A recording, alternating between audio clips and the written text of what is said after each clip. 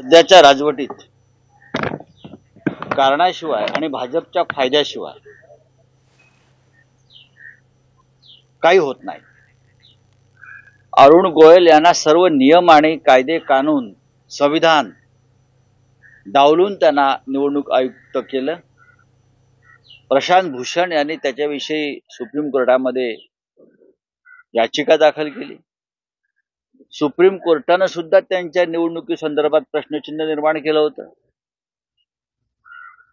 तेव्हाही सरकारनं त्याच्यावरती कोणती भूमिका घेतली नाही. आता त्यांनी राजीनामा दिला म्हणजे काहीतरी ठरवून घोळ घालण्याचा प्रयत्न सुरू. आता निवडणूक आयोग हा 3 जणांचा असतो. आता फक्त राजीव गोयल आहेत.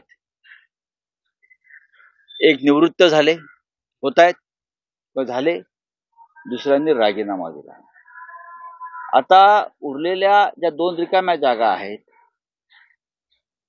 तिथे जसे गव्हर्नर नेमले जातात भारतीय जनता पक्षाचे, तसे कोणीतरी भारतीय जनता पक्षाचे कार्यकर्ते नेमले जातील. निवडणूक आयोगाची गरज नाही. निवडणूक आयोग हा तटस्थ निपक्ष असतो. तो संविधानानुसार काम करतो. पण गेल्या 10 वर्षात निवडणूक आयोग हा भारतीय जनता पक्षाशी एखादी एक्सटेंडेड ब्रँच, एखादी शाखा असावी अशा प्रकारे काम करतो. जर भारतीय जनता पक्ष ईव्हीएम बनवणाऱ्या भारतीय सरकारी उपक्रमात संचालक म्हणून काम करू शकतात, तर भारतीय जनता पक्षाचे 2 कार्यकर्ते यापुढे निवडणूक आयोगाच्या रिकाम्या जागी काम करतील. कारण शेवटी निवडणूक आयोग हा भारतीय जनता पक्षाच्या वरिष्ठांच्या सूचनेनुसार म्हणण्यापेक्षा आदेशानुसारच काम करतो. हे शिवसेना आणि राष्ट्रवादी काँग्रेस यांच्या संदर्भात या निवडणूक आयोगानं जे निर्णय घेतले किंवा निर्णय घ्यायला लावले, पक्षांतर विरोधी कायद्याचं सरळ उल्लंघन झालेलं असताना, 10th शेड्यूलची मोडतोड केलेली असताना सुद्धा हाच निवडणूक आयोग धृतराष्ट्राप्रमाणे डोळे मिटून बसला. कारण भारतीय जनता पक्षाच्या दबावाखाली त्यानेच नेमलेले हे लोक काम करतात. त्याच्यामुळे निवडणूक आयोग असला काय किंवा नसला काय या देशाला काही फरक पडत नाही. काहीतरी मोदी शहांचा एक नवीन डाव असेल याच्यामध्ये ना. तो काय फार नैतिकतेच्या मुद्द्यावरचा राजीनामा नाहीये.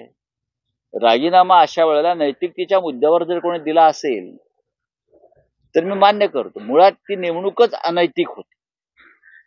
अनैतिक पद्धतीनं झालेली नेमणूक आणि ती व्यक्ती नैतिक कारणासाठी राजीनामा देईल. ज्याने नेमला त्यांनीच त्याला दूर केलं. त्या जागी अजून एक उपयुक्त व्यक्ती येईल. बाकी काय. में जाना चाहते हैं, चुनाव है सामने और इसी समय हम देख रहे हैं एक रिटायर हो चुके हैं और दूसरे ने इस्तीफा दिया है. अब खाली राजीव कुमार सेंट्रल इलेक्शन. देखिए, चुनाव आयोग जो है वो भारतीय जनता पार्टी का चुना लगाव आयोग हो गया है. ये सबको मालूम है. बीजेपी की एक्सटेंडेड ब्रांच है. वो चुनाव आयोग नहीं है जो शेषन साहब के जमाने में था. इस देश के चुनाव के ऊपर एक वॉचडॉग की तरह काम करने वाला तटस्थ निष्पक्ष वो चुनाव आयोग नहीं है. 10 साल में चुनाव आयोग का भी प्राइवेटाइजेशन हो गया है और ये बीजेपी की एक ब्रांच हो गई. इसलिए चुनाव आयोग है नहीं है उससे कोई फर्क नहीं पड़ता है. अब 2 लोग चले गए, एक बाकी है. तो जैसे और जगह पे चाहे high court, supreme court, governor house में बीजेपी के लोग नौकरी को लगा देते हैं, वैसे कोई 2 लोग लगा देंगे बीजेपी के. जैसे ईवीएम मशीन बनाने वाले कंपनी में 2 लोग बीजेपी के डायरेक्टर लगा दिए हैं. ये चुनाव आयोग किस तरह से काम करता है उसका अनुभव हमने लिया है. शिवसेना ने लिया है, राष्ट्रवादी कांग्रेस पार्टी ने लिया है. दिखता है कि उल्लंघन है नियमों का, कानून का. 10th शेड्यूल का उल्लंघन है. पूरा पार्टी तोड़कर लोग जा रहे हैं. पक्षांतर विरोधी कायदा है.